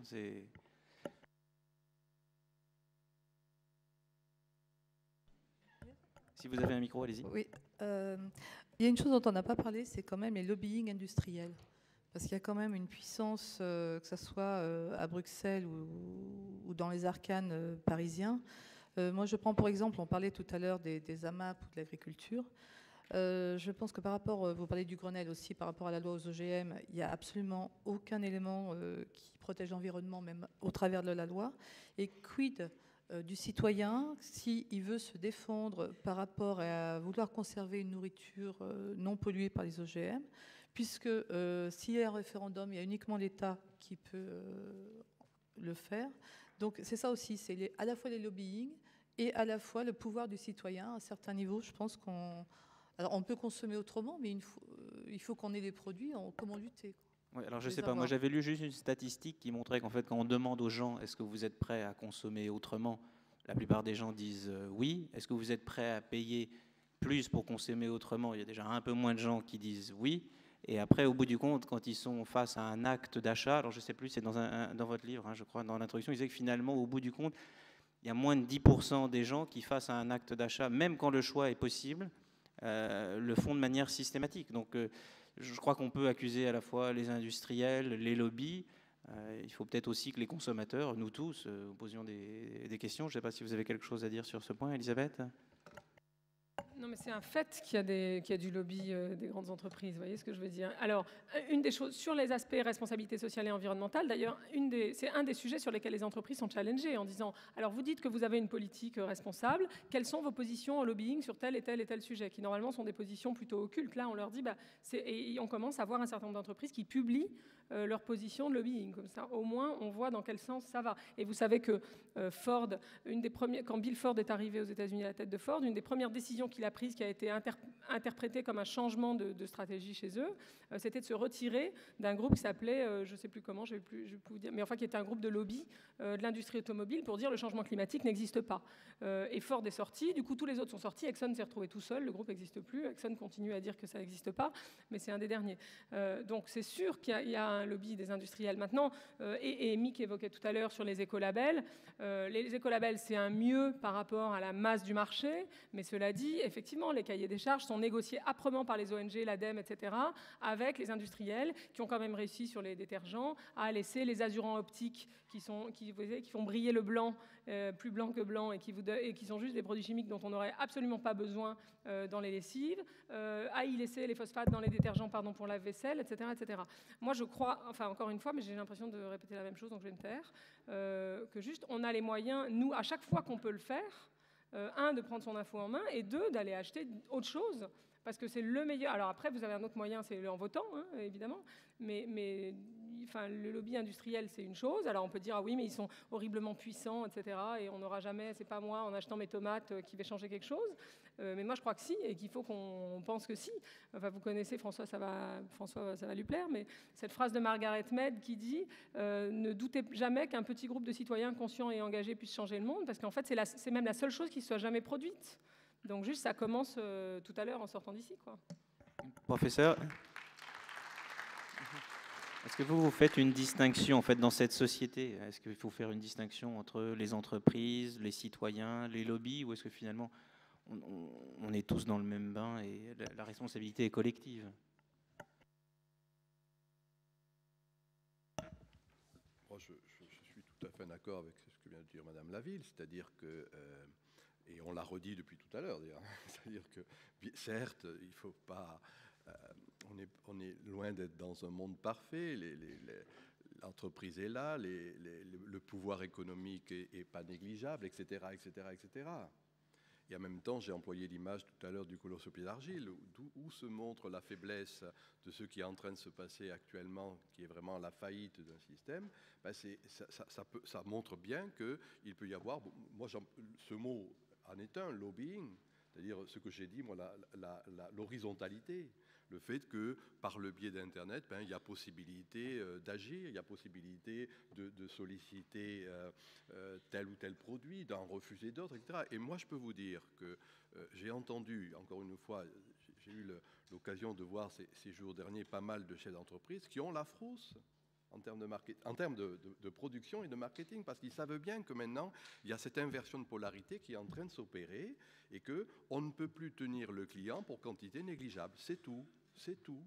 Et que donc là, si on est conscient de ce changement de paradigme, alors appelons-le qu'on veut, on peut dire lobbying, moi je dis tribu, on peut dire réseau, on peut dire ceci, on peut dire contamination, j'ai employé des termes comme ça. Ça ne va pas fonctionner comme avant. Alors, soyons clairs, ce n'est pas du jour au lendemain. L'utopie n'est plus la grande utopie majuscule. C'est des petites utopies interstitielles.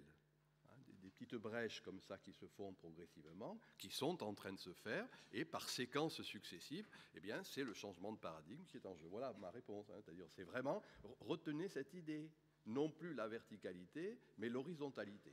Et c'est ce qui est en jeu actuellement. Désolé, mais en fait, nous allons devoir poursuivre ce débat à l'extérieur pour tous d'entre vous que ça passionne, mais il est l'heure d'arrêter. Merci beaucoup.